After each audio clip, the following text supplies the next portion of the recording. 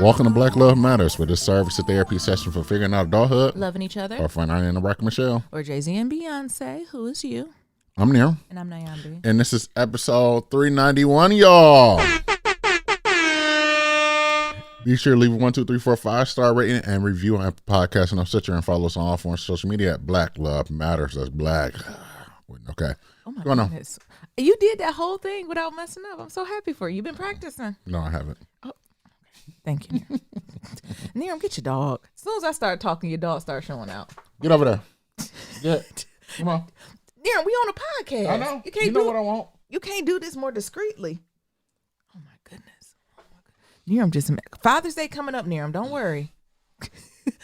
Well, let's go. Again, y'all know we didn't have a Friday episode. You know we still trying to strike a balance between, what are we trying to strike a balance? Between work, Michigan, family, COVID, all the things. Hang in there with us. We doing our best, y'all, but we're here today. That's all that matters. Mm-hmm. We did better today. So what's some updates Nyambi got for you? So I got my second shot, y'all, last week. So I'm about, as of you're listening to this now, about a week or so from being fully vaccinated. So I'm very excited about that. Y'all know I'll come here and shame the devil. I ain't gonna lie. The second shot did something. I'm not gonna lie. Mm-hmm. The whole process was just as smooth as the first one. I would argue it went even quicker than the first shot. It wasn't a lot of folk out there. Mm-hmm. But I will say, shout out to the nurses. But is there a class on how to administer like shots? Because this nurse was a little heavy-handed. Where the first time the nurse, I'm not sure the titles, mm-hmm. who gave it to me, I feel like she was like bibbity boppity boop, toop. And I was like, oh, I didn't feel nothing. Thank you, nurse. This one, I feel like that motherfucker stabbed that. He might as well stabbed it in my right ass cheek. Like, I was just like, did they say with the second one, you got to be so violent with it? So that was a little something. Initially, I ain't gonna lie. And I'll let Neram have his own experience. But I felt like literally like 30 minutes after, I started getting a headache. And I was like, oh, shit. God damn it. But I couldn't determine if it was like food hunger, psychosomatic. I don't know. So that happened. Then the headache cleared up. And what would you say, Neram, about 6 or 7 hours later, I got big sleepy. I got big vac sleepy energy. I was like, oh, I'm going to just go lay across this bed. Still not connecting the dots. It's like, ma'am, you got that Moderna. And one of the biggest side effects is fatigue. Still not connecting the dots and good. So I took me a little nap, y'all. Actually, when you get over a certain age, when you hit past a certain age in 30, when you're sick and you go to bed and you're very sick when you open one eye and you start taking a survey from the top of your head to the bottom of your toes and you're like, fuck, some part of my body is sick. Let me see. Let me raise my eyebrows, wiggle my toes, squeeze my thighs. Everything hurt. I was like, oh. Everything is hurting. And the thing is, Neram and I set up a code word to say if it was hurting. Because I already told Neram, I was like, Neram, honestly, I took a day and a half off work. My goal is just to watch movies in bed and relax. So I already know my parents going to be like, oh, is you sick? What's wrong? I was like, I'm just in bed. If something wrong with me, I'll hit you. I ain't going to tell y'all the password because we use this for many things.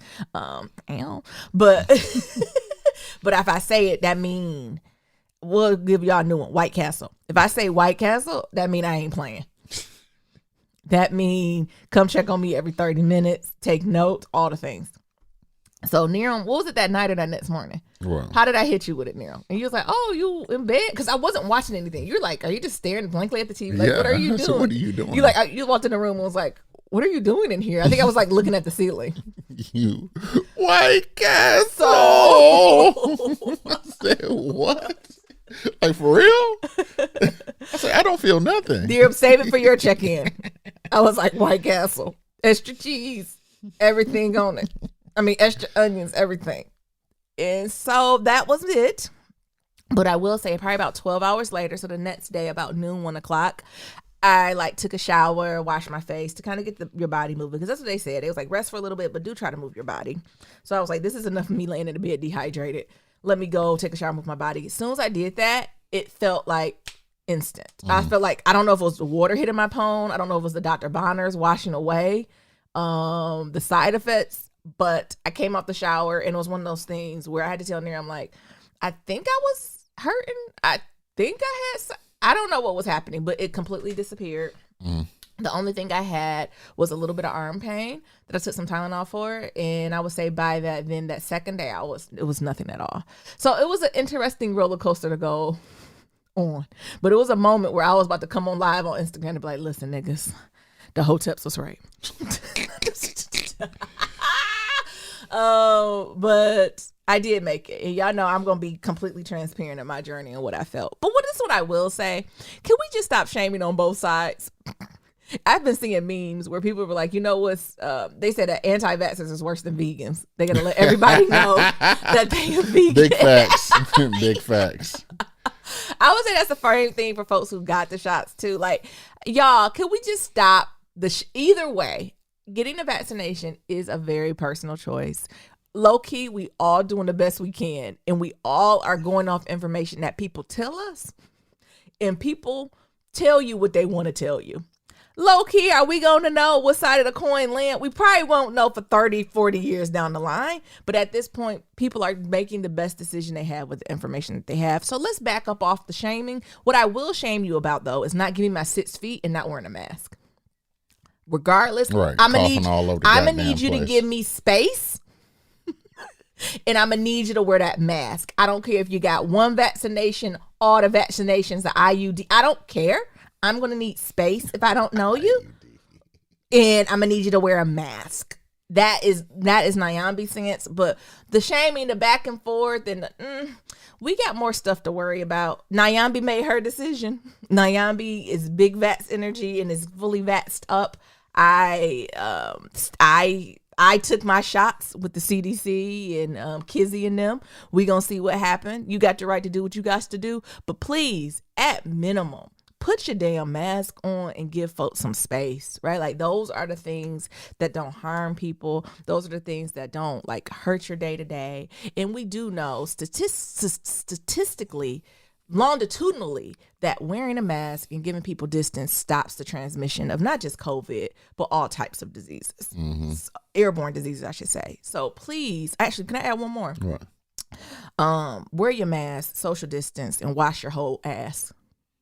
Just from the top of your head to the bottom of your feet. Please see Nyambi's episode on how she gave niggas instructions on how to wash their Including, I know we say hands, but let's just wash the top of our head to the bottom of our feet.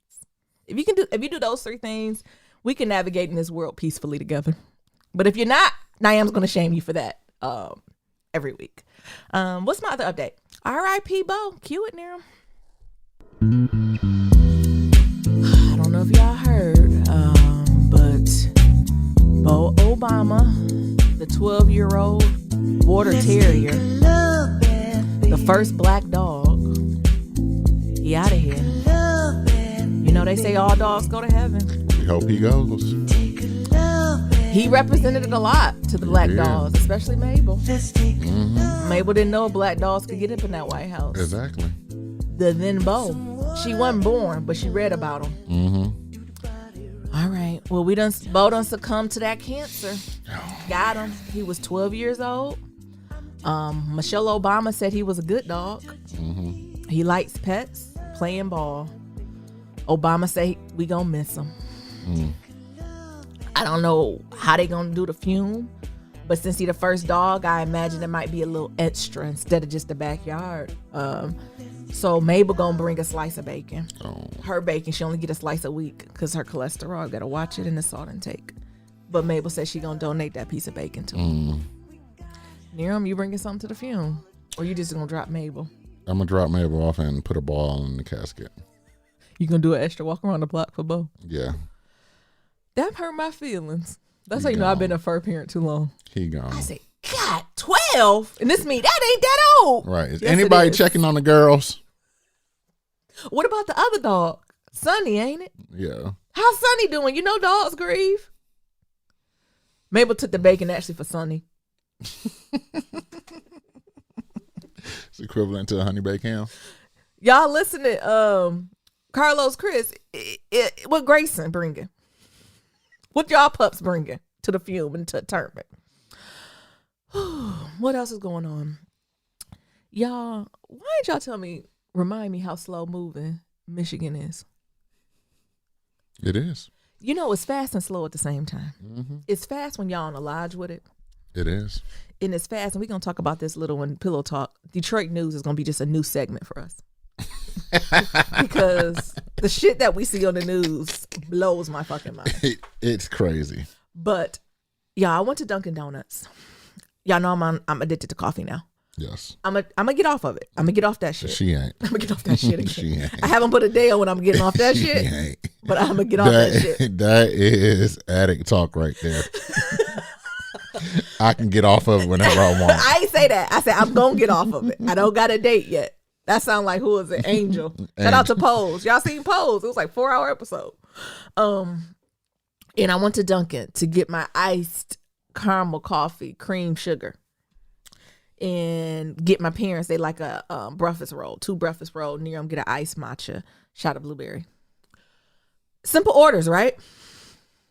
Y'all, I went to the cashier and it was this white woman. And it was an older white woman. So I'm like, oh yeah, I'm getting me a seasoned one, right? Because y'all know at Dunkin', it'd be like them folks who've been working there for a while. I don't need a manager. You know what I'm saying? They done made the careers out of them. So I was like, oh, I done got this seasoned, sis. She about to make my shit in 2 seconds. It's about to be good as fuck. Because you know when certain, I'm going to call them baristas too, honey. Put respect on their name. When you get them certain Dunkin' Donuts baristas, they'll have you sip that Dunkin' and you just close your eyes. You be like, this is the best $2 I spent.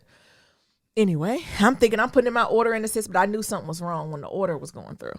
So everything got good until we got to the simplest part, the iced coffee. I said, I'll take a medium iced coffee, iced caramel coffee with French vanilla.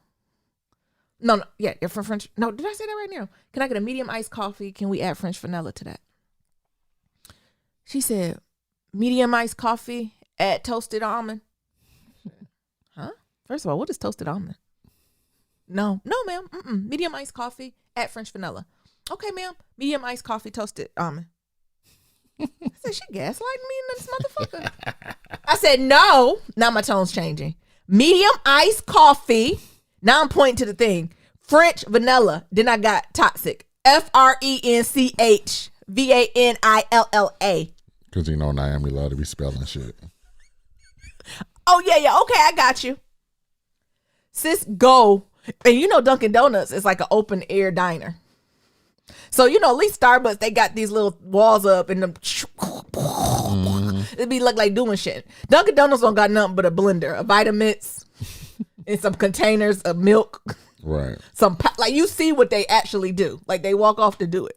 She was like, all right, da-da-da-da. And you know Dunkin' Donuts be cheap. So I don't order all this shit. And she'd be like, that'd be $2. I said, cool. I love Dunkin' Donuts. So I'm stepping on back. Waiting, right? Because what they do, they hand you your drinks on one side, and you know we got a little donut on the other one, so they give you over there. I done got the donuts, the hash browns, and everything. Sis is moving at a snail's pace to make my matcha, Niram's matcha, in my iced coffee. Y'all, when I tell you she put the scoop in there for Niram's, she measured the matcha 3 times. Measured it 3 times. Y'all know matcha, they ain't got the Japanese tea garden grade of matcha up in there. They got that powder matcha. Just throw the 3 scoops in there. Throw the ice. Put it in the blender. Let's go, sis. 3 times she measured it. Then, cool. And it looked great, right? Cool. Now we get into the iced coffee. What was my order? Medium iced coffee, French vanilla, cream sugar. So literally what you do, you put ice in there. You hit the button for cream. Because again, this is a, what's it called? A machine. It's a assembly line. Mm-hmm. You hit the button that say cream. You hit the button that say sugar. You hit the button that say cold coffee. I don't work there. And I've gotten it so much, I see it. She got my cup and looked at the cup. Went and got the ice, put the ice in there. Went back to the receipt, read the receipt. Then hit the button, dumped the cup out, got a new cup, did it again. Ma'am, cream. And then put the cream and sugar, sat it there, went back, read the tag, then put the ice in there, then put my little flavoring in there, and walked at the pace. Who's somebody who walks slow? Like a zombie from Walking Dead, like literally was, and I'm literally about to run behind the counter and just snatch it from her. Because mind y'all, at least 5 people done got their shit before me. 5 people in and out. They getting they fripper maca wrap and they getting their cappuccinos and they donuts and they bacon cheese sandwiches and shit. Fripper wrap. What the fuck is that? And I still not have got my iced coffee. I get my iced coffee now. I stir it around, taste it. Niram said yours was what? How was yours? It was all right. And then I get mine mixing around. I taste it. What I taste? Toasted almond. Bitch, this is not my right order. I couldn't even do that. I just walked away. In Michigan, I have not been to so many places where people aren't getting the right order and they're moving at a snail's pace that I have no idea what's happening. So even Mabel, we took Mabel to the groomer. I gave a picture. They done brung her back. She looked like a poodle. I said, I don't want her to look like a poodle because they done shaved her snout. This is a whole different dog. I said, who is that? Mabel said, it's me, mama. I said, you still beautiful, but that ain't what I paid for. Get your ass in the car. For. And I was like, Nyambi. Niram loved it because Niram prefer if Mabel was just one of them dogs with no fur. What's it called? Them hairless kittens and shit? Yes. Niram want Mabel to be just a hairless dog where she just got to wear clothes all day. Yes. So he was like, look good to me. The thing, I shouldn't say that. The haircut is what I want. It's just the face. So like, I think she's an appropriate length. She has like the furry paws and all that. The only thing is they like shaved her whole face down. And her ear. They didn't even clip her ears. It looked like Mabel got her body done. Because y'all know Mabel, I guess it's been a while since we'll actually send some to our PGM. And so y'all can see it before and after. And we're going to say this is what happened when you take skinny tea. And we're going to show Mabel in her full fur. Because she was like a teddy bear. Like she was too much fur going on. And now, what is she now, Neil? She got her body done. Look like she done went down to Dr. Miami. Sure did. Oh my goodness. And you know what people be, because you know everybody's so focused on weight here in Michigan. Yeah. Ooh, maybe they lost some weight. People think they are entitled to speak on your body, even dogs.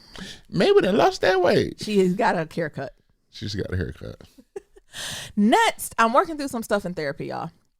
The stuff I'm working is processing how I would like my life to be, right? So being fully present in the moment and curating the life that I have at this point. It's hard. Nyambi tends, I don't know if this is what y'all do, but Nyambi tends to like either look back and ruminate or look forward and get lost in the pre-planning. And what I'm finding it very difficult to be is in the moment at this time. And so I'm just processing with my therapist, like, why am I constantly ruminating on the past or trying to correct or replaying, or why am I so far in the future trying to plan and think around the corner? I'm sure, I don't think, it's not the depression kicking in. The depression actually is pretty under control, but I think that's the anxiety talking. And it's hard. Niram, are you good with being in the present moment? Yeah, I would say for the most part. Oh, okay. Well, thanks. I would say for the most part. Thanks for that. Yeah. Rousing answer. I am. I think I am. But it's hard for me. Have you noticed that or no? Yes. It's very, because even, we don't have any updates about this now, where we're trying to figure out where do we want our home to be. I can't even get there. I cannot be in this moment to be like, do you want to live in Michigan at this moment? Or do you want to move back to California? Or do you want to do a hybrid of both? I cannot tell you the fucking answer. Mm-hmm. But I can tell you where I want to be in 5 years. Where's that? Maybe another dog, 1.5 brown babies. But after this article I read to y'all, maybe just one, because adult children are trash. A beautiful home, meaning a home in which I have overflow and I can invite others to be there, a safe haven, being comfortable and impactful at work, Black Love Matters thriving, and also somehow wherever I'm at, having a true connection and building community in my neighborhood. So wherever that is, I want to be able to, you know what I'm talking about? I mean that, back in the day, how like the neighborhood truly had a connection and like you knew your neighbors. Yeah. Like that's what I would like to be. And whatever that is, even if I don't come into the neighborhood and that's the norm, I would love to be a person to help build that type of, like, that's what I would like to spend my free time doing. Like, I don't care if I move in a neighborhood and nobody has ever talked, not an Nyambi in the neighborhood, I'm about to throw a block party. I'll be that name on the door. Hi, I'm Nyambi. I moved in here. I'm starting a Black club. Boston Addison neighborhood already got a Black club. Would you like to be a part of my Black club? Would you like to be a part, or even if it's not a Black club, I'm hosting First Friday margaritas, alcoholic, non-alcoholic, at my house in my backyard. I would like to invite you. Like, that is what I would like to, that is how I like to curate my life to be. Mm-hmm. But what I want to look like now, child, I don't know. I'm just trying to limit my intake of White Castle, move my body, and get my work done. I don't know. Mm-hmm. So that's what I'm working through. Lastly, plug for Queen Iyanla Vanzant. Y'all know this is the final season, final episodes. Please go watch these last episodes. Iyanla is in her bag. And I feel like these episodes are not getting enough publicity like they should. Because they're sleepers. Every episode that comes on, y'all, I'm taking notes. I'm like, damn, you right. What does it mean to be a wife? What does it mean to show up in this space? What does it mean to be in touch with your feminine energy? What does it mean to be a daughter? Right? Like she is asking some questions that I'm like, you right. Low key, Iyanla might get some money from me for one of these online workshops she's doing. The questions she's asking and the way she's laying them out in the perspective that she's showing, huge. And don't get me wrong, her other seasons were good, where I think it was more like viral moments. I'm not sure if there have been viral moments on any of these, but the conversation she's having, the questions she's asking, the intent in which she's moving through these episodes, they're more mature. It's such a different. I'm mad. I'm like, Iyanla, I know you got a rest queen. I know you a grandmother and you trying to be with your grandchildren and plant your garden. And she said she ain't had a summer off, so I want her to do all those things. But I'm like, no, Queen Mother, we need you. Please do a podcast. Give us something. So just go watch it. You know what I'm thinking, y'all? I think I'm going to have to do Queen Iyanla Vanzant like I did Toni Morrison. Y'all know a few months back, I went through and bought all the Toni Morrison books and like read or listened to all of them back to back. Mm-hmm. Guess who up? Iyanla. I think I'm about to either go purchase or audiobook. I think I'm gonna do a mixture. That's helped with Toni, because Toni, I was reading her stuff and I was like, oh, I can't. I just need to listen. Mm-hmm. And that was helped me get through all of her things. I think I only was able to read like half the books, but then I like listened to the other half. I think I'm gonna go line up all of Iyanla Vanzant books and just be in the bag. I low-key think I might want to listen to them. I know all of hers aren't on Audible, like some of her earlier ones aren't, but I think I'm just about to listen to Iyanla Vanzant. And she got a lot. So maybe that'd be between now and like the summer. Like that might just be my summer cleansing. Mm-hmm. Yeah, because she do got a lot of books. Like she got a lot more than Toni Morrison. And like Iyanla got a variety of books. She got like books based on topics like trust and shout out to Nia, forgiveness, all that type of stuff. But she also got like devotionals.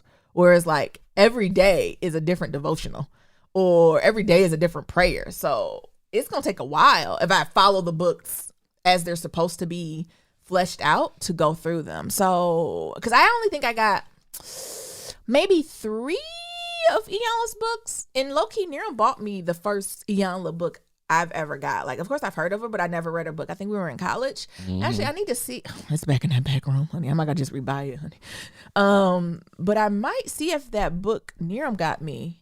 What I get you in the meantime? In the meantime, Nira bought me in the meantime when we were undergrad.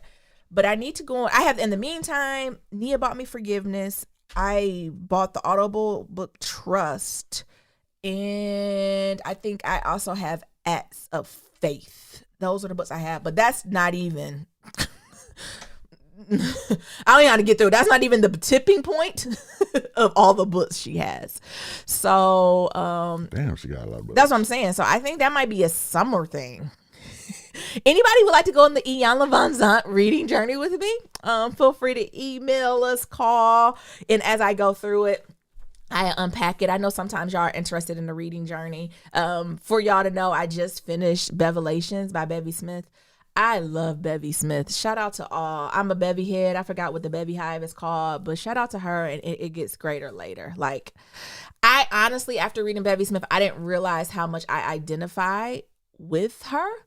I think every time I seen Bevy Smith come on TV, like, it was just like, like, I don't know. She just gave really fly, fun, auntie, sister, professional, recreating yourself, like, energy. So I think I need to go on one of those. Anyway, that's what's going on with me. Niram, what's your update? You want to go to Ian Levon's aunt? Ooh, I know it's going to be heavy. And I imagine some of her early books was probably raw. Like, I imagine that she kind of got in the game. She probably wrote with a little more compassion. But I imagine them early books was like, beloved. Not on my watch. I rewatched the episode last night. Not on my watch. Will you disrespect another black woman in my presence? Because when you disrespect her, you disrespect me. And when you disrespect me, you disrespect yourself. Not know who on you my she be like, watch. You gotta be more than this outside. Who you be? That'd be literally playing in my head. But when I want to cuss people out at work. When you step in the room, who shows up is all black woman. And beloved, you need to know who you be as a core. How do you be? I said, I don't know. Do what you said.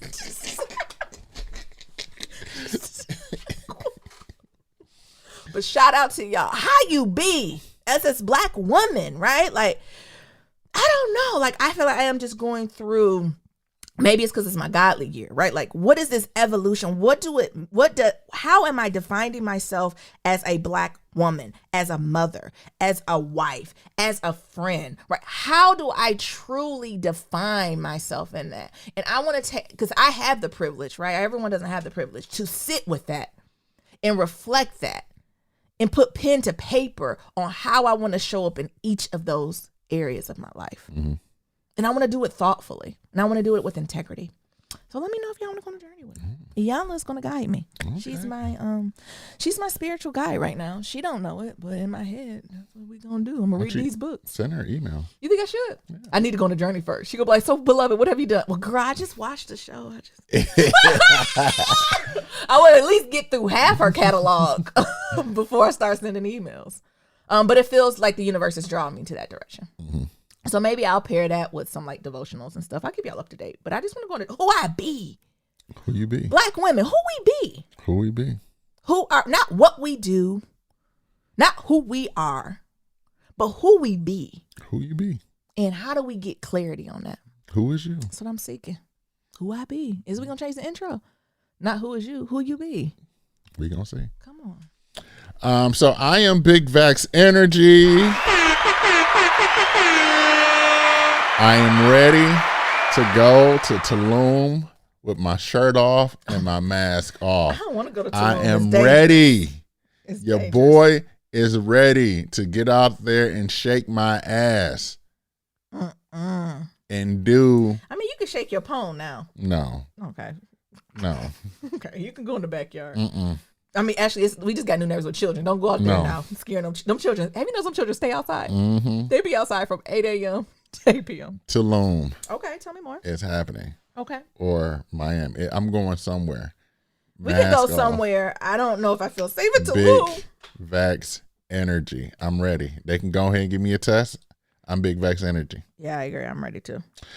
So as Naomi was going through this stuff and she was, screaming out White Castle. White Castle. I would say for the first 48 hours, I was feeling good. I really didn't feel nothing. At first, I thought I had like a low-grade headache, but when I ate something, it went away. So I was like, oh, it ain't the vaccine. And nigga just hungry. Okay. Goodbye. Good night, Moon. But after the vaccine, I went to go work out. Yeah. I worked out, had a good hour session. Yeah. When I woke up the next day, I went for a run, went for an hour and a half run. Just felt good. Meanwhile, you didn't got the fucking superpowers. I said Niram got the black superpowers. What day was that, y'all? Remember when all the blacks were supposed to get superpowers? Niram got it. It's in the vaccine. You didn't got the fucking superpowers, Niram. Niram going for a run, best times and shit.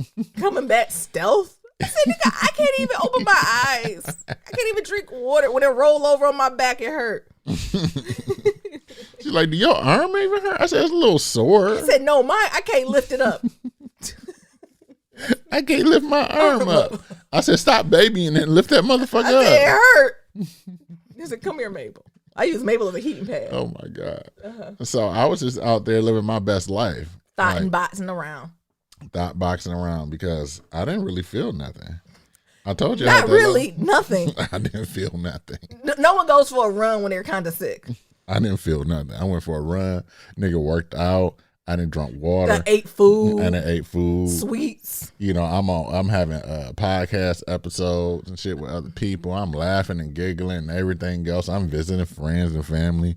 Meanwhile, now I'm still in the bed. In the bed talking about what time is it? 9 a.m. Near 3 p.m. I said, what? What time so open some of these goddamn blinds. It was rough. White Castle near them. White Castle. I said, call Kizzy in the CDC. Kizzy!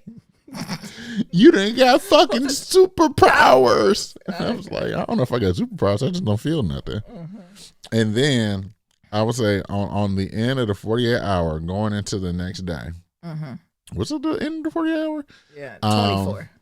So the first 24, I didn't feel nothing. Yeah. But I would say that second 24 hours, that's when I felt something. But it still wasn't even nothing like no pain. It was like fatigue. I just got fatigued. Mm-hmm. So I was working, and Nyambi had these long ass work days. Nyambi working from 8 a.m. to 8 p.m. Mm-hmm. And it was Thursday because we were supposed to record the podcast. And I think we got the vaccine on Tuesday. Yeah. So Thursday around about 5. Yeah, that's why we ain't had a podcast. It wasn't Nyambi that time. Even though I had a long work day, I was ready. So Thursday around about 5, I was done with my work. My superpower started to wear off. I was like, oh, okay, well, I'm a little tired, like I know it's been a long week. I'm just going to go lay across this bed while Nyambi get done working. That was at 6 p.m. Mm-hmm. I ain't wake up until 7 a.m. the next day. That's knocked out. And I'm like, Naren, we doing a pot. What? I said, good night. And then I was like, she's like, are we doing a podcast? I said, no, when I came up here laid across this bed. Was no podcast getting done. I was curious why you ain't stay downstairs on the couch. Because I was like, usually when I work late and we got to do the podcast, Nero would just lay across the couch. So he's close to the equipment. But he went all the way up to the stairs. I went upstairs. I think Mabel was on top of him. Both of them was knocked out. And I'm looking at her like, girl, you got to go out, honey. You got to go pee-pee. Got to go do business. I was out like a light. Yeah. I had some good ass sleep. Yeah.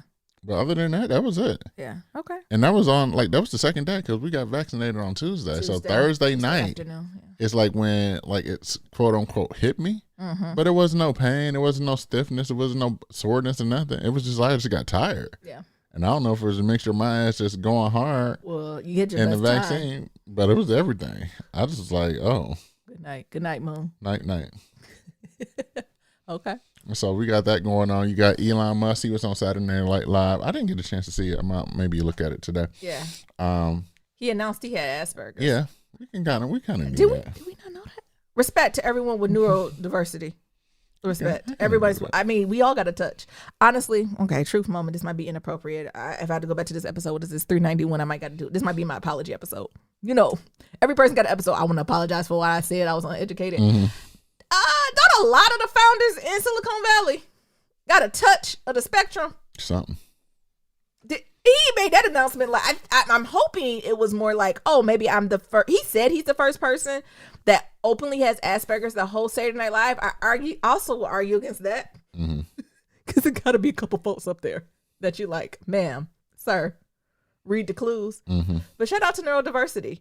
But Silicon Valley, I thought, was built on the spectrum. Yeah, it was. I mean, don't you gotta be to be like, you know what? You gotta be on the spectrum and have some neurodiversity and be, what's the technical word? Be atypical to be like, it'd be cool if we create this invisible thing and people can kind of get on it and create things. Right. And connect and like sell stuff. I don't know what the stuff and things are, but it'd be cool. Then get your whole crew to be like, that would be cool. Yeah, that's some atypical shit.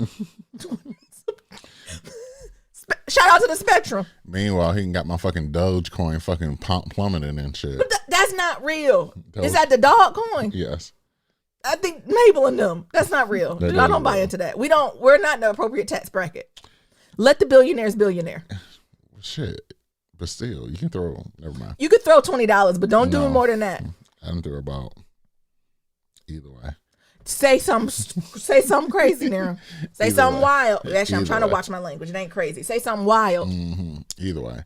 Got Dogecoin plummeting. I'm gonna buy some more because I know it's gonna go back up. Anything else? Other than that, they're trying to get some systems in place. I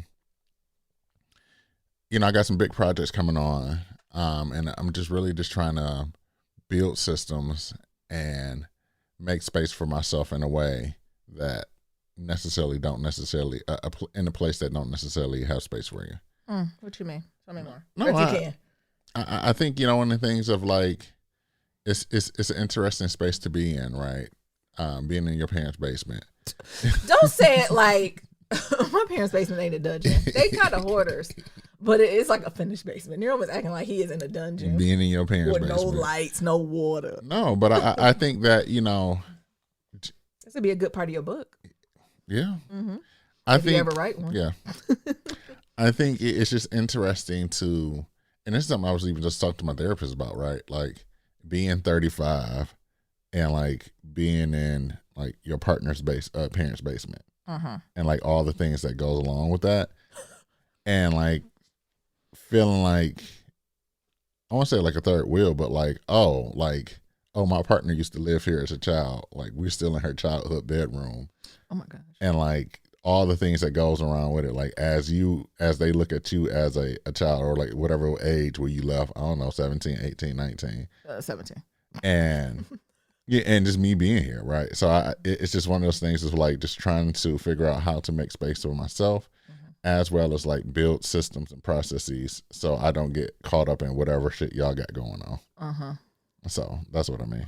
Oh, well, that's cute. Yeah. Good luck. I'm just trying to push through. I know you are. Yep. So that's what I got going on. Nice. You gonna get us some pillow talk? Yeah. So we're gonna have a new segment called Detroit News. Okay. Should we have some music or something for this? Yeah, let's think of something. What you want to do? I don't know. Spread love. You still listening? Did you say is he still listening? This is a test. This is a test. We need some news. Me. We need some What's news on that music. soundboard? Hit the sound. We ain't heard in a while. No, not crying. No. No. Scheme. No. Okay. In Detroit news. You with the bullshit. I think I like with the bullshit. Y'all, Detroit news be on a whole different level. And I find myself, I see why my parents are actively engaged. Because it is entertainment. And don't get me wrong, I'm not talking about like the killing. That ain't what I'm talking about. But some of the news stories, when it's a slower news week, you be like, what are we talking about here? Can we just run on a couple cases for y'all? Yeah, what we got? So first we'll talk about the pig that was roaming the streets. I think we put that on our Instagram when we first got here. I think it was 7 or 8 miles. He was walking on the sidewalk and someone was videoing from the car. Yes. And being like, is that a pig? Is that a pig? Where is he going? And then the newscaster, which was on a major network, I think it was like Fox or 7, kept making all these puns. Yes. So I'm like, oh my goodness, it's roasting out here. And is he heading to the market? And I was just like, what the fuck? Porgy on a prowl and shit like that. And what's those killer pigs called that live in Arizona? Javelinas. They said, is that a javelina? That ain't no javelina. That is a Hormel. What's the pork company? Somebody had him in the backyard. That's an Oscar Mayer pig on a loose. What's it called? Havanea. What? Javelina. I said, first of all, Javelina fuck you up. And secondly, they running pets. This nigga looked like he was walking to his manor house. He looked like, you know, them kids who be walking, you know, back in the day, everybody lived on the same block, the same block radius. Looked like he was walking to his cousin's house. So that's story one. Next, giant surgeon caught in Detroit River, maybe 100 years old. The U.S. Fish and Wildlife Service received quite a big surprise last week when they caught a giant fish, estimated to be more than 100 years old, in the Detroit River. The 240-pound lake, I'm going to say it again, 240-pound A scheme. lake sturgeon was caught by a 3-person crew on April 22nd, just south of Detroit near Grosse Ile. The agency described the huge fish would measure 7 feet long as a real-life river monster. The lake aquatic creature was caught using frozen round gobies, small soft body fish that serve as tasty snacks for the surgeon, as bait on a long line reaching deep into the Detroit River. How deep is the Detroit River? I have no idea. I was about to look that up, but then I felt bad. Then that Detroit education come up. It took about 6 minutes for the crew of fishing biologists to get the large fish into the boat using the net. They said, I felt the fish thumping on the line. Uh-oh. As it got closer, it just got bigger and bigger, said Jason, who was a fellow biologist. The agency said quickly they released that motherfucker back into the river after it weighed and measured. They said the fish was tired out and didn't fight too much. They imagine everything that the fish has lived through and seen. How many bodies? The fish 100. They talking about she ain't fight much. Yeah, Well, she overweight. tired. Well, I would say she This obese. motherfucking fish is tired. She obese and she 100 pounds. And y'all, when we tell you, it's picture these white people laying against her.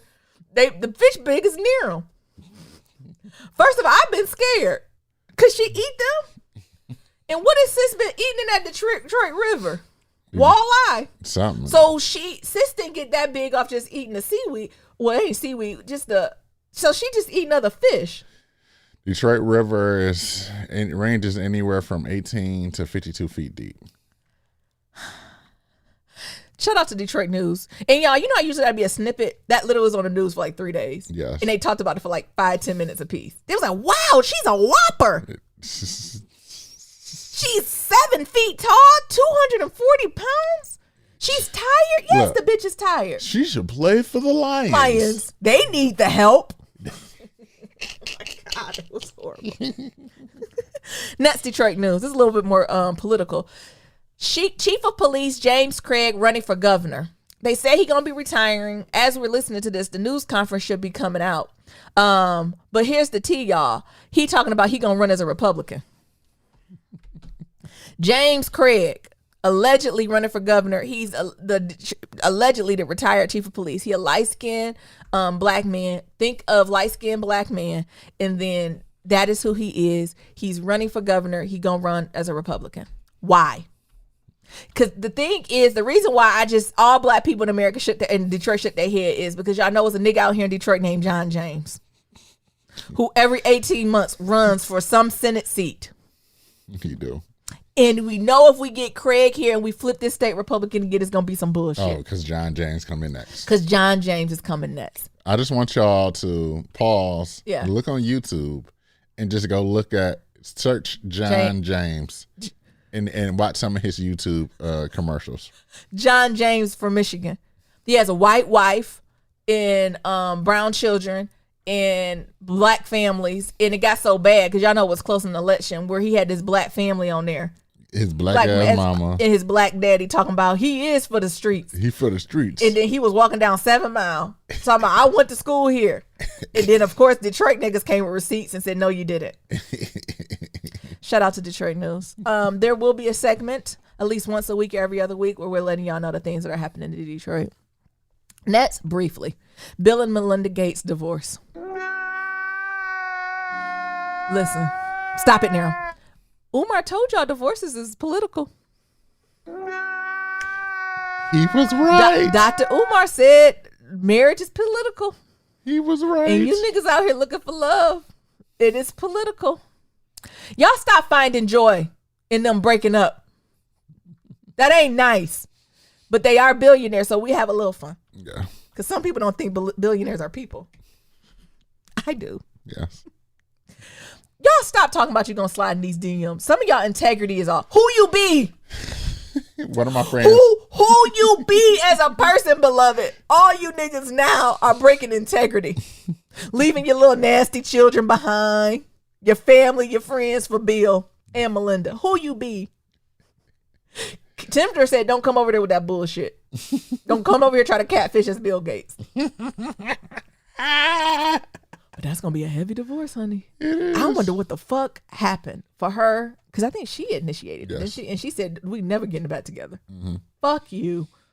We are. I can tell you what it is. This is Google Bill Gates conspiracy theory. What is that? It can't be he cheating. He got to be more than the cheating. I told you it's gonna be one of those conspiracy theories. Honestly, I'm just like he started COVID or some shit. You know, one of those God. things. Like one of the things gonna be true. Let's type it in. Because some people was like, oh, he would have infidelity. I said $1 billion. Us having that much in a relationship, I just want to take cheating off the board. Like we can have understandings and commitments at that point. But y'all stop doing that. Let these people uncouple in peace with all their money. Shout out to Melinda. She got to have a bit come up. Honey. Yeah, she about hopefully she like microchip. Which one you want to be about? Bill Gates is very surprised about crazy COVID conspiracy. Which theory you want to go with? None of them. Because microchips. Because one of them got to be true that she found out and she said, "Oh no." Nah. That's a show on HBO.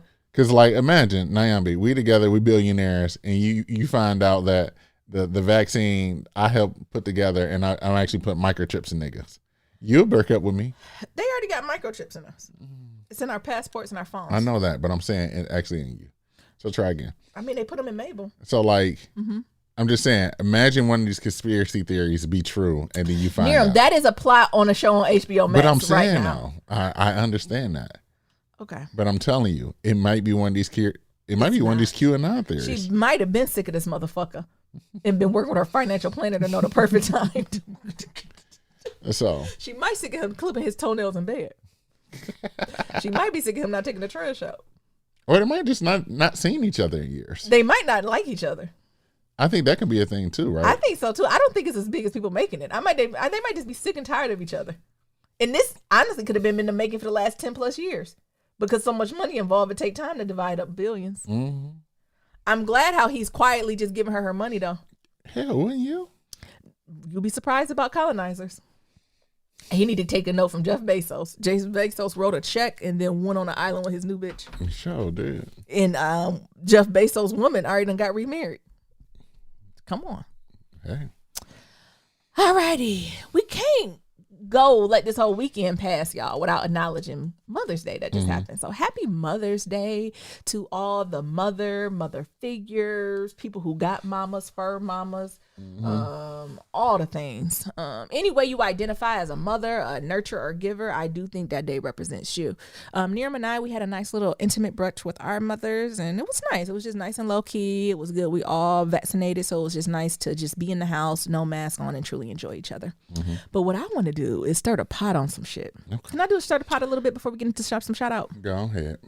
So it was this article in the Atlantic. It's called "How Adult Children Affect Their Mother's Happiness," and the author of it was Arthur C. Brooks. So before we get into it, I'll do a quick rundown summary of what the article is about, and then we can unpack it a little bit here.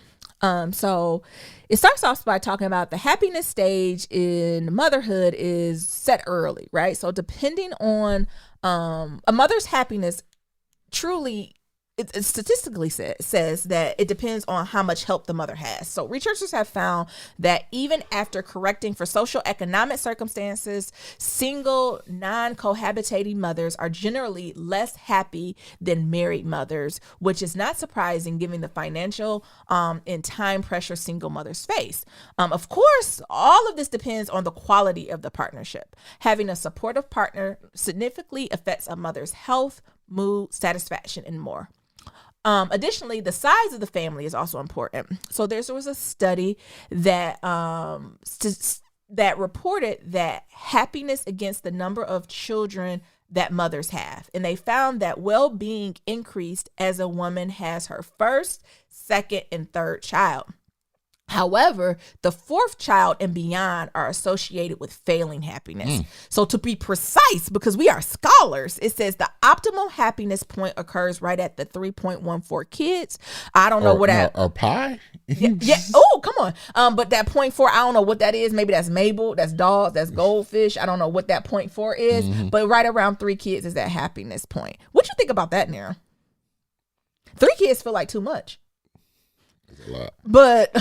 It's a lot. That almost feel like too much. But I think if you go with the first statistic, that if you then have that with a partner or a strong support network, it would be good. Balance too. So as we're not there, we're not going to focus on that area of it. We're going to keep going. Keep rocking with me. We're putting all the context in it. So the aspects of motherhood that they found that lowered happiness are obvious and specific. They range from meltdowns in the supermarket to calls from the principal office. The benefits to well-being are more diffused and centered on a sense of purpose and meaning. One team of scholars summarized the evidence as, when compared to non-parents, parents with children in the home have low levels of effective well-being and high levels of life meaning. So effective well-being, Niram, what do you mean? Like, self-care. Yeah. Today's a good day. I'm feeling good. Right? Running. What? What you mean? Running. You know, all the shit I did when I got my superpowers. Running, working out. Yeah. Drinking water. Going to Trader Joe's on a Tuesday. So that's low for parents. Yeah. But what's high for parents is life meaning, right? So I have these children, I'm giving to society, that's good, right?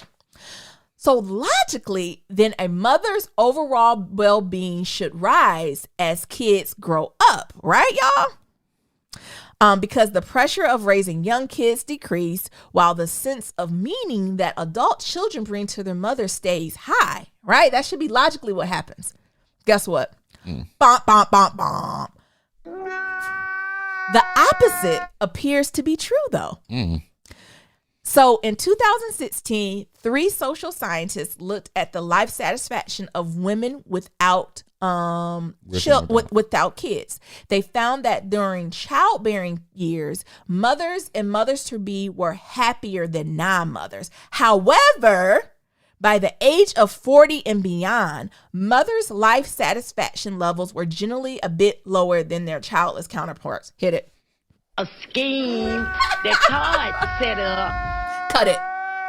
Researchers studying mothers have also found that almost 54% said their relationship with their adult children, child or children, was intimate but also restrictive.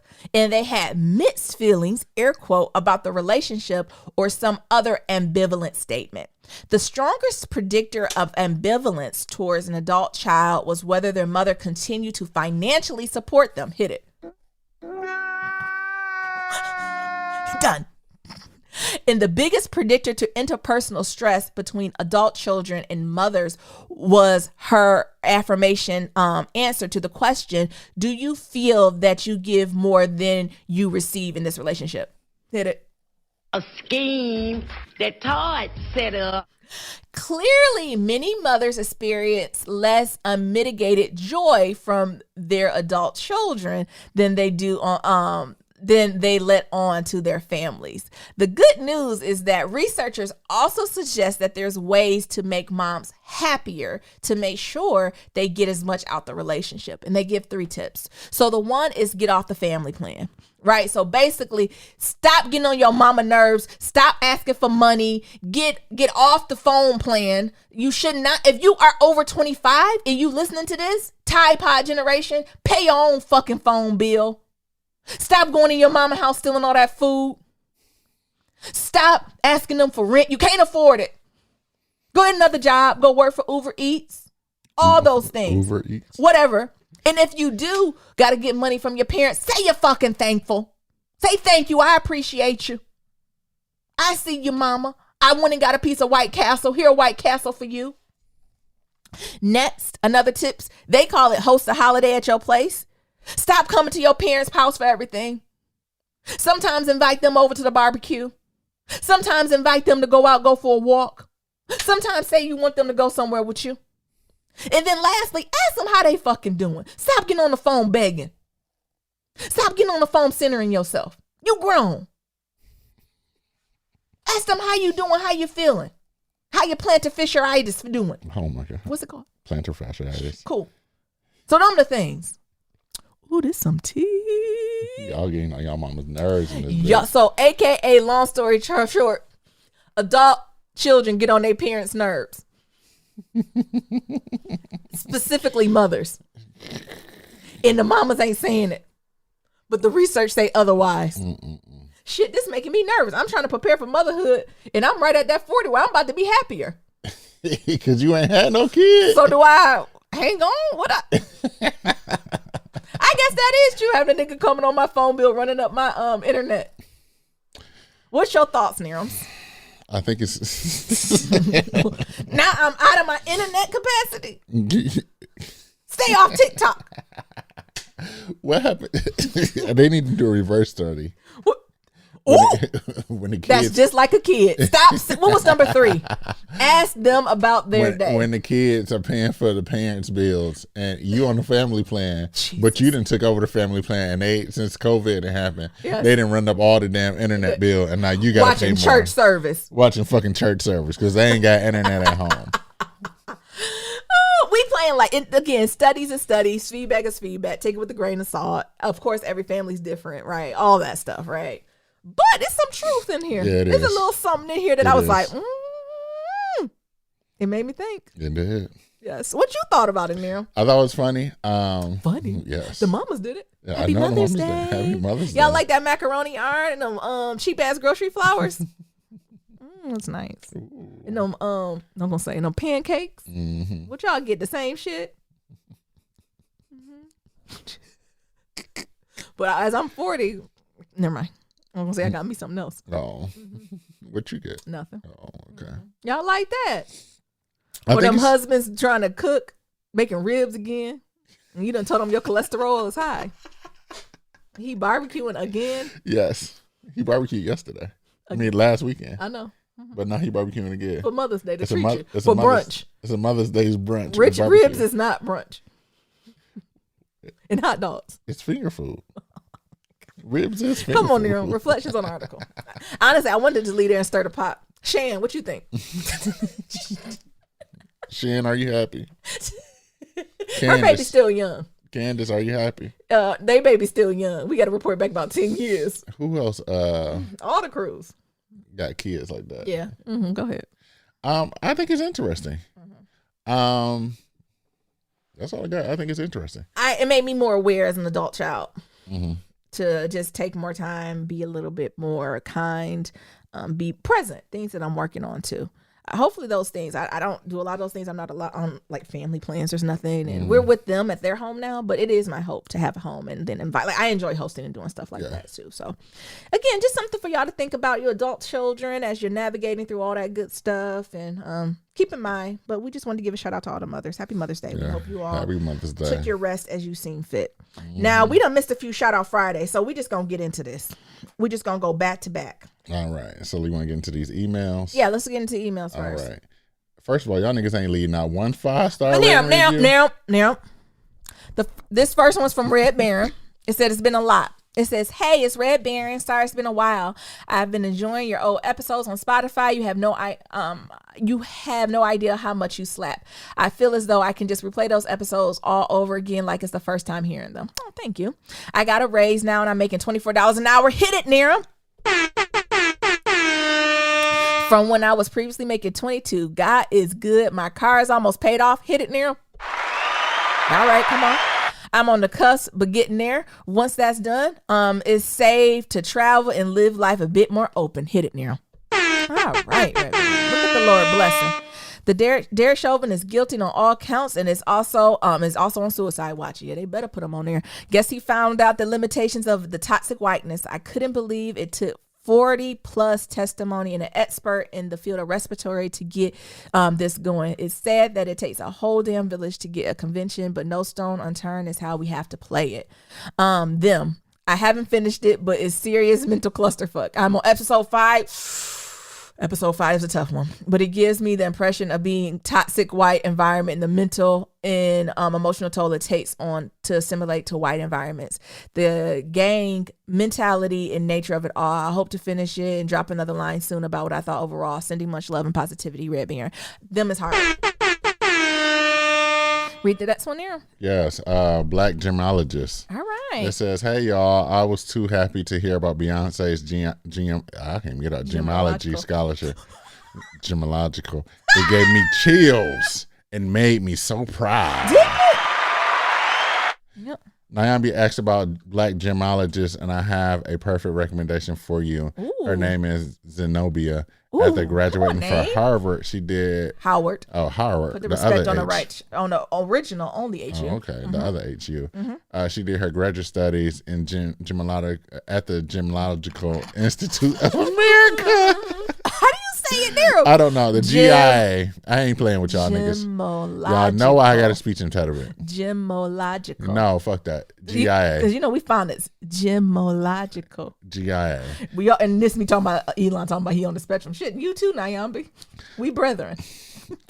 The same school Beyonce scholarships are for. Nerum. She does jewelry for guys too. Hell yeah. I'm gonna check it out. Zenobia. Zenobia's brand is called 7 June Jewelry. And you can find her website and her Instagram. She has ready to purchase items on her website. But I believe most of her work is custom, and she does that work through a concierge. We're going to have to get them highlighted on our Instagram. I'm looking to buy a couple jewelry pieces. soon. Mm-hmm. The next one is Call Me Tears. No friends either. It says, hi, Niram and Nyambi. The first 14 minutes of episode 390. Y'all, I'm damn near 35 and don't have any friends either. I have one person I can call a friend. Everyone else fits into the associate box. Like Nyambi, I work and then mind my business after work. Anything I want to do, I go out and do it by myself. Sometimes I get lonely. Other times it's like, well, I never really like large groups anyway. Be blessed. T, we gonna get through this. We got friends. Yeah, it's about quality over quantity. Y'all don't have no friends. We so gonna you unpack. talking about this quality over quantity when it's just you though. We are going to have a deeper episode on this, and we're going to unpack it. And maybe I'll have my select number of friends come on the podcast, and they can unpack it. What's the quality when it's only you? Just me and the Lord. Exactly. It's more than that. Like, I know I just did that in the check-in, and Sis talked about that in the email, but it's more to unpack there. And I do want to unpack that. Like, I really have been reflecting and processing that to see, like, to hold myself accountable. So we're going to circle back to that. I don't know when, but we are going to circle back to this idea of friends because we are social people and we cannot do life alone. And I stand firm behind that. Mm-hmm. We got voicemails. Yeah, let's get into it. Let's get into it. Mm-hmm. Skype is on that bullshit again. Hi, Niram, Nyambi, and Mabel. Hello. This is Rashida calling from St. Louis. Hey, girl. I am calling about episode Nyambi Needs Friends. So it really hit home for me because, Nyambi, I'm like you. I'm the only child. And when I got married, I had high hopes of, oh, I'm going to have all these brothers and sisters because my husband got all of these brothers and sisters. And I'm going to have all of these nieces and nephews. It didn't happen. Same thing. Yeah. My husband, he has two brothers. One of the brothers, his wife doesn't like their mom, so we never see them. Yeah. So their sister-in-law's going. And the second brother, his wife cheated on him. Oh, shit. So now they're separated. That sister-in-law is going. So it's just me by myself with my mother-in-law who calls me almost every day. Because she ain't got nobody else to call. So we are a part of a special group, Nyambi. Yes. I think we need to come up with a group name. We do. Anyway, y'all have a good day. Keep up this podcast. I loved it. And Niram, when we gonna get this Patreon rolling? Come on. Talk to you guys later. Bye. Thank you. I got a name for y'all. What? The Sisterhood with no sisters. Oh my God, I'm gonna cry. But the thing is, we crave it because also I think she's hitting on something with the only child thing too. Because it's just like, oh, I just assume once I partner, if I marry into a family or close friends, that I would become automatic auntie. Then I'm looking around and be like, wait, my friends ain't having no kids. Niram ain't got no. What the hell? Like, it throw you off a little bit. The Sisterhood of no sisters. That's what I'm looking. Your mouth. I ain't gonna let him continue. Shout out to the Sisterhood with no sisters. First of all, I'm trying to listen to the show, and Nyambi brought up this drum album that I didn't even know was out. I know, right? So good. And this shit is amazing. It's so good. And you completely disrupted me from listening to the show. It's so good. But this is a great intermission. It's such a good album. And I'm supposed to be over here doing training for work. And they over here IMing me like I give a fuck and I don't. But I'm going to continue listening to this, downloading this, and I'm going to get back to the show very soon. Yes. This discussion about where you and Niram want to be, yes, whether it's California or Detroit, I feel like California can be a thing. Yeah. You know, after y'all have family and things. Yeah. But I feel like the initiation to the new human to the team in the future needs to be in Detroit at the beginning. Facts. Fan support is most needed, and I feel like in California y'all gonna be out there, just struggling, and that's something y'all can do later if y'all want to. I'm just put the baby on live. Me. I mean, who am I? I just got two humans, you know, living at age 7 and 4. Thriving. You know what I'm saying? Who am I to know? But it does require a team for that to happen. If that's y'all plan. Thank you. Just saying. We love it. Thank you. All right, I'm gone. All right. I love that. You're right, Shan. You know I'm open to all feedback and thoughts. Mm-hmm. The Sisterhood of No Sisters. Shut up. Not the Sisterhood, no system. That's gonna be a chapter in my book. Hey, Miriam and Naomi, this is Carmika calling from Houston. I'm Hey. listening to episode 390, and y'all sound like me and my husband. So I have like 2.5 friends. Not the half. I don't know how that happened over the course of Sisterhood life. of No but, like, Sisters. as y'all talking through, like, having kids and things like that, I think for me, I realized that, like, I ain't really got no friends, and he was my only friend when I looked around, and it was just them, my husband, the kids, and the dog. So it just resonated with me. Y'all talking about you ain't got no friends. He's had the same friends since he was like 2. And he's like, I'm not going to get no new friends. Yes. You definitely need to get some friends. So anyway, I say all that to say, missed y'all last week. I had to travel for work. I actually had to talk to my coworker because y'all didn't have an episode up. But that was all right. Y'all have a good week. Enjoying the show. Take care. Bye. Thank you. Thank It's you. something to this. You call it Sister of No Sister, but it's something, right? Because I also want to clarify. It's not that I don't want any new friends. Right. But the process of doing it, and it's not that I don't enjoy company of people and men. I particularly enjoy company of women. Right. Like, y'all know I love feminine energy and women around me. And I love that. Right. But the true, like, friend. Right. Because I think I hold a strong definition of what I say. You are my friend. You are my friend. Right. Like, that means you fucking up, I'm still going to be nuts to you. What's that TikTok when it be the girl in the front and the man in the back? I'm like, yeah, that's my man. Mm-hmm. I'm going to stand by. Yeah, he looks silly. But that's that's how I feel with friends. Like, yeah, she crazy, but that's all mine. So it's just a different level of commitment, right? And compassion and ownership. Who we be. No, I'm just joking. We have around it. Sisterhood of No Sisters. Shut up. Y'all We can- want them. Hey Miriam, hey Nyambi, hey Mabel. Hey. Glad you're feeling better and, not smelling like catfish. It's Tiff, Tiff from Stead in the City. Or Stead. Tiff from Stead. Yes. Hey, long time listener, move. obviously, The but move. my first time calling, and I've actually been saving this phone call Yeah. because your girl finally got a job. Oh, Oh shit. my God. It's ridiculous. Compounded by the extra ridiculous housing market. Yes. But I'm still in higher ed, so that's awesome. Cool. And I just thank y'all so much for just being kind of like going on this journey with me and like my family. And I just wish you all the best of luck in like your family planning and everything. Thank you. And whenever you make it back to Cali, or if you ever make it back to Cali, you can always come visit us at the Stead. Yes, I'll have some watermelons for you, Miriam. Yeah, And The Naomi, yellow meat. and Mabel. You can watch Mabel play Yellow with the meat. chickens. Mabel gonna love them. Be blessed. She terrorized Talk to birds y'all later. though. Mabel, that's This is Mabel. really time. awkward. No, don't be awkward. See y'all We love later, I it. guess. Bye. We love it. Mabel terrorized birds though, y'all. That's what we learned in Michigan. She on her walk, she see a geese, She see a geese she ready to nuck if you buck. or a rabbit. Ooh, don't let it get a rabbit and the rabbit start hopping and then just freezes. And Mabel like, I see you, bitch. Rise up. Boss up and get this money.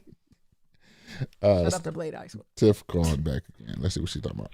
Hey, it's Tiff again. I guess it's always that first voicemail that's always really awkward. Yeah. But Come on back. can we have a conversation about, or I guess can y'all have a conversation about the housing market? Yes. Just because in California, Sheesh. it's really tough. crazy, really wild. It's kind of just all over, how it is all It over is the tough. country and stuff. Yep. But can you speak from the perspective of, I know you're originally from Detroit, Yeah. but you're kind of by way of California transplant. Yeah. And the East Californians get a really bad rep of coming into other states and driving up the housing prices. Coast. I definitely am. So I don't know, can you talk about how you're navigating that space?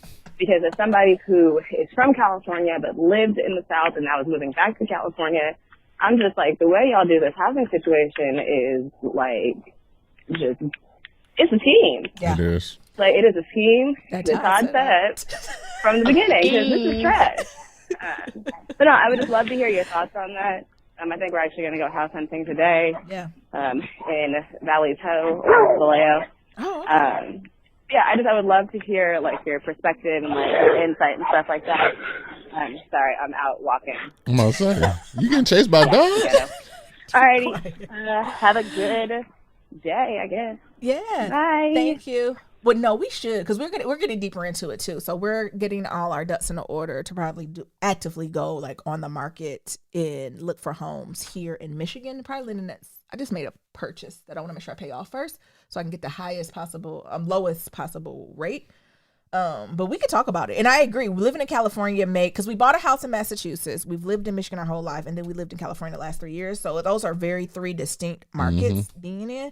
And I think California equipped me the best, right? I think Massachusetts kind of got my feet wet in just like the home buying process, loans, getting yourself in order, like getting your mind right. But California got my mind right on the aggressiveness of it. Yeah. So I think, like I said, being in New England, I got all my ducks in order. I understand the process and pre-approvals and all that type of stuff. Like, I get that. And I'm in a mental space to kind of take my time. California got me like, I plan on like showing up with my checkbook to be like, oh, yes. I want this house right now. Yes. Can I talk to the owner?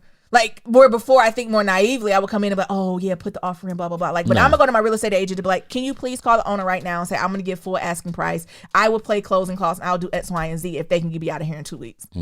Like, that's the type, I'm a lot more assertive. Yeah. Right? Like, I'm coming in with minimum 20% down. Yeah, if not more. I'm doing 15-year mortgage. Like, it's just so much more assertive being in California because houses be on the market for an hour. Yeah, it's like literally as soon as they go on Zillow, it's like grand opening, grand closing. As soon as the house go up, it's gone. And I think even being in Michigan, I've been like that more because we've seen different homes. I was like, all right, we can go in there. We're going to ask them for this. And we literally go, like, we already got our story in place. Like, we like tell them who we work for, where we work for. Here's a copy of our text. Like, when we doing offers, we just don't submit the offers no more. No. We submitting offers. We letting them know we paying closing. We don't want them to know our background. We want to have kids. We let them know who we work for. We let them know we committed to the neighborhood. We got statements of purpose and we like submit that with the package. Right. This is who we is.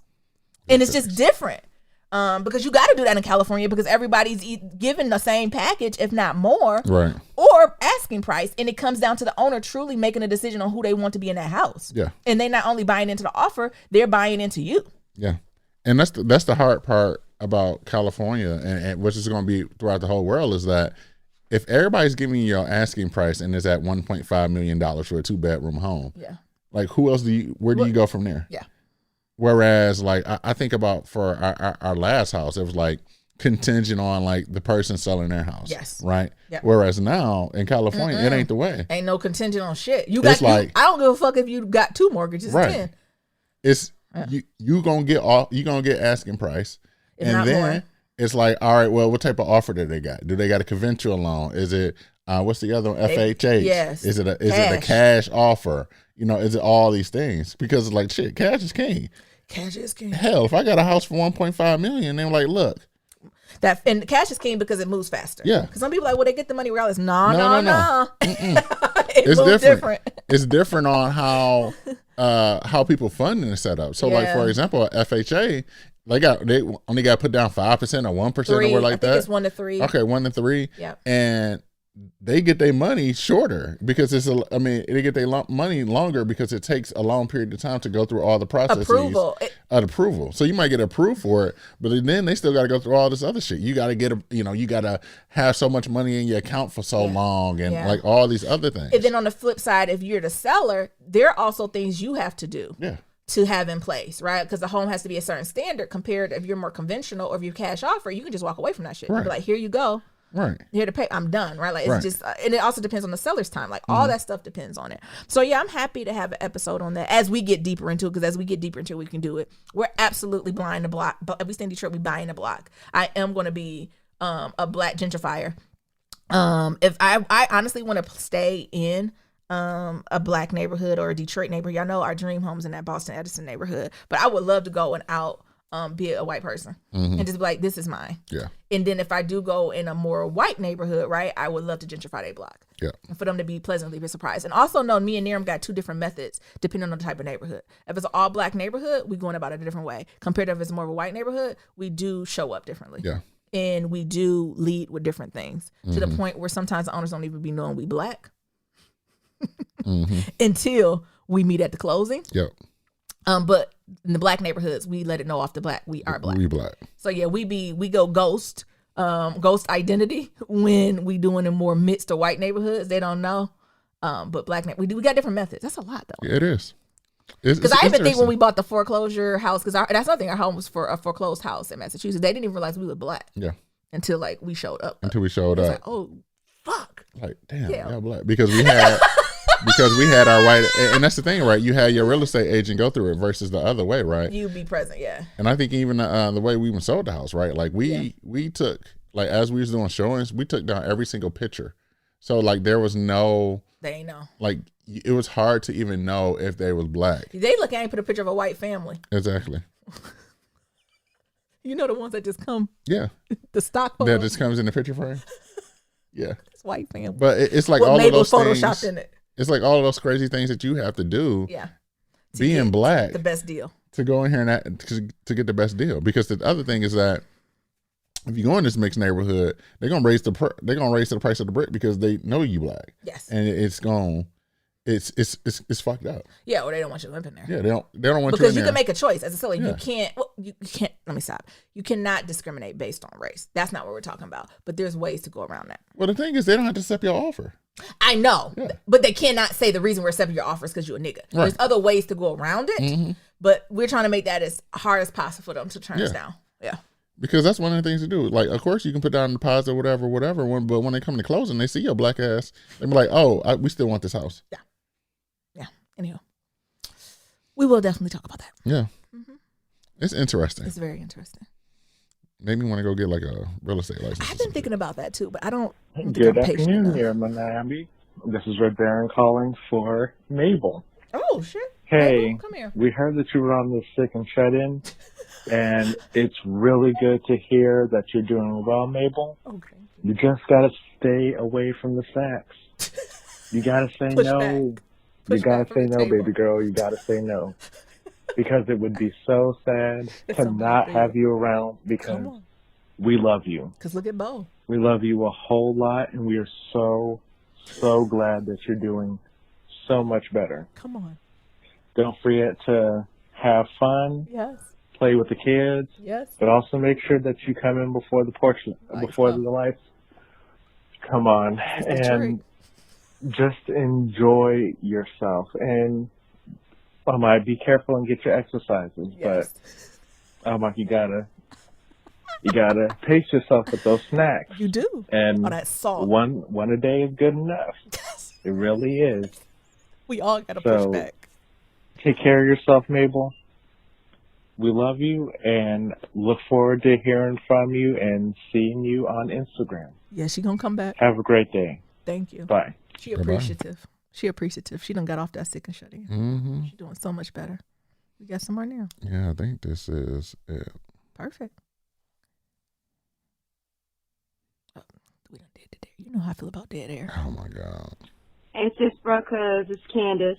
Hey. I had to pause the in-laws episode and call in towards the end. I forget whose name, what her name was, but the mom that called in that said she and her husband are educators, and she was saying that her 21-month-old son is in school and he was being nonverbal with the white teacher. So y'all know I run this daycare, and that triggered me too because my 6-year-old son just went to school. He started school Thursday for in-class learning. Yeah. And I knew that the teacher was going to have trouble with him because he's been the virtual class clown at home, and I've had to keep him in line. Yeah. So he went Thursday, and then Friday at 10:30 in the morning, I'm getting emails from her, and she's saying, hey, Cal's throwing fits because he doesn't want to use the dry erase marker that he has, which is ridiculous because he used it yesterday. Yeah. And he also decided to throw his writing journal on the floor and bang on the desk and say he hates school. So I'm thinking to myself, if this white teacher don't get my black son together and grow a backbone, because I already told her he was going to test her. Yeah. He has a strong will. He doesn't like school because I was his teacher for his whole life, and he has a different learning style. But he's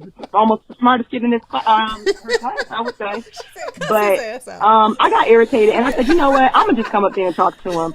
So I get up there. They don't want to let me in because it's COVID, and I said, that's fine. Just send them out. Yeah. So the secondary teacher brings them out into the back, and I give him a little talking to. Yeah. You bring and them let him know leathers? you are in school to learn, and if you feel like the work is too easy, that is fine. But you are not to be sitting in there acting a fool, disrupting class. Yes. And so he lost his iPad privilege for the weekend. Yes. And I'm about to get cut off, so I'm gonna call back. Yes. Ooh, not the iPad. But it's a tough thing to juggle when it comes to getting ahead of the education system with your young children. Did you whip that ass? That's what I want to know. She said, cuss him out. Cuss that nigga out. Look, call me after you done told him to stop, and he said, fuck, like, right. So what I was saying about early childhood education with your kids, it's a hard thing to juggle because for me, I really could not afford to put him into childcare. His father is a deadbeat, and it is what it is.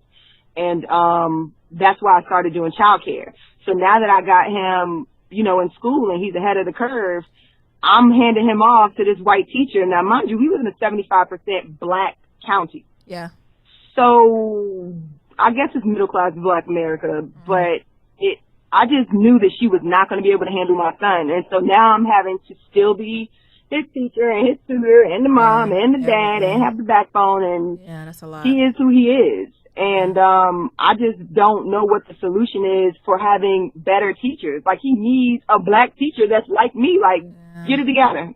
It's not about you right now. It's not about what you want to do. This is schoolwork, and you have to get it done. Yeah. But with my daughter, I went broke putting her into a private childcare. And I mean, running up credit cards, putting her into a private childcare for her to end up in the public school system because I can't afford to keep her in private school. Yeah. But gratefully, in second grade, she got identified as a gifted and talented kid, so she has a more challenging curriculum. Yeah. But I constantly have to stay on her teachers as well about helping her navigate her time management, her study skills, what is she doing wrong, why is she being, half credit on assignments, to a point where she had an F in the beginning of third quarter in language arts. And I was like, sis, you won't pull this up to a B at least. Yes. Let me hit your teacher up and see what we got to do. We're going to write some extra papers because this is not acceptable work. I didn't do everything I did in your early childhood education for you to just be in here slacking off. Get it together. Yeah. So she did. She got all A's and 1B. At the end of the quarter. Now we're in fourth quarter where we're at, and my son is just going back to in-class learning, and I got to deal with this teacher not knowing what the fuck to do with him. Yeah. Give her the belt. Not the teacher. Give the teacher the belt. No. But it is. It's like they don't. Yeah, I'm processing doing that. Like sometimes I really should have just did a voice memo and left myself in 5 minutes. So this is going to be my last call. What I'm trying to say is I have a 6 and a 12-year-old, and I did everything that I was supposed to do in early childhood education to give them a head start. And now it's the public school system's job, and they don't seem like they can handle it. I don't know what type of educational advocate I need to be to help change the system, but for all of the listeners that do not have children yet or that have young children, you just have to do a lot of it yourself, and you have to stay on these school systems because America is not a meritocracy. You could graduate with a 3.6, 3.9 like I did from both of my different programs and still come out and struggle in life with finding jobs that respect you and that pay you what you're worth. So when it comes to your children, at least teach them to speak up for themselves and to be critical thinkers and definitely focus on that math and that early reading because early literacy is so important for the Black community. I need y'all to really, really, really do your due diligence and find the best affordable child care that you can possibly find, within your income level, because these schools are not doing what they need to do for our kids.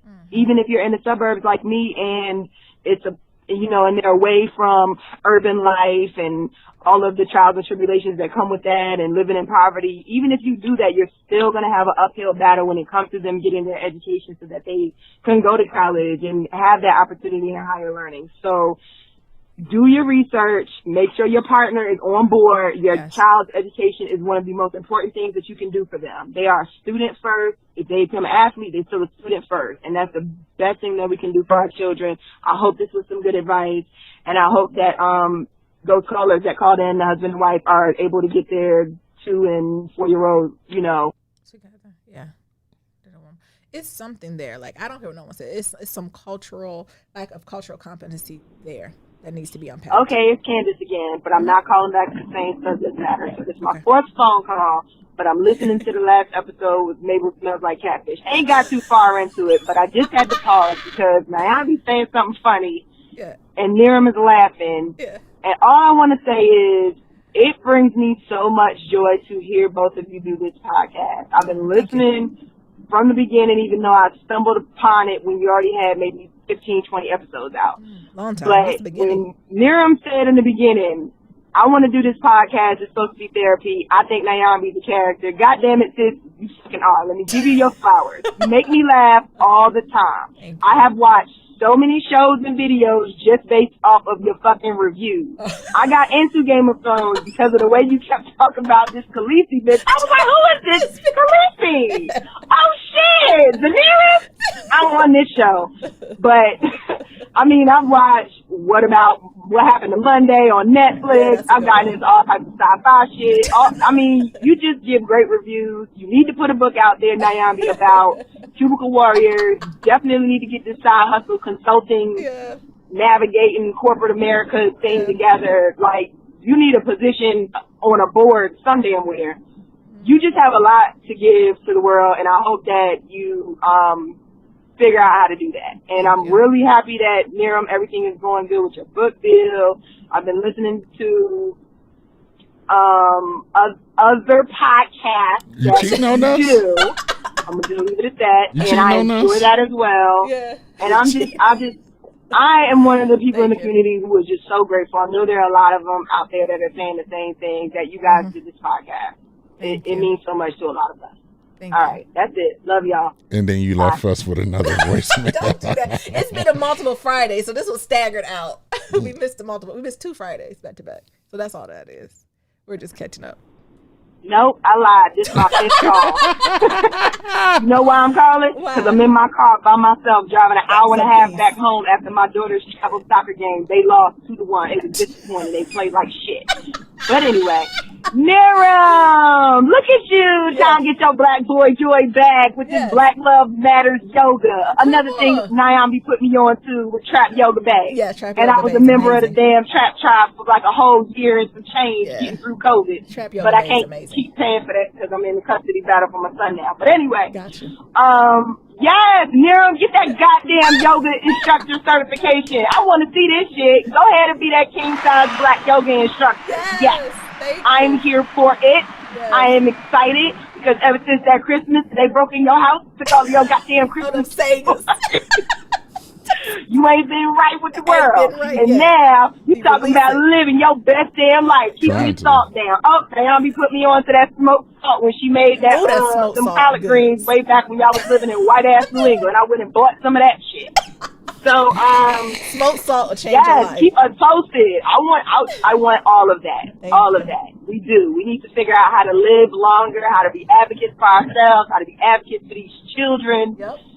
We got to find a way forward because I was feeling the same way. Like we are losing so many people that influenced us in our childhood and adolescence. I'm turning 38 June 1st. Yeah. And I'm feeling all of that. I'm feeling all of it. Like I don't know the way forward, but I know we got enough millionaires and billionaires in the black community to figure some shit out. If y'all don't know about that Charles Blow, The Devil You Know book, please get that book and figure out how we can do some reverse migration and get some political power in the black community by taking our asses back down south. Find me a cul-de-sac.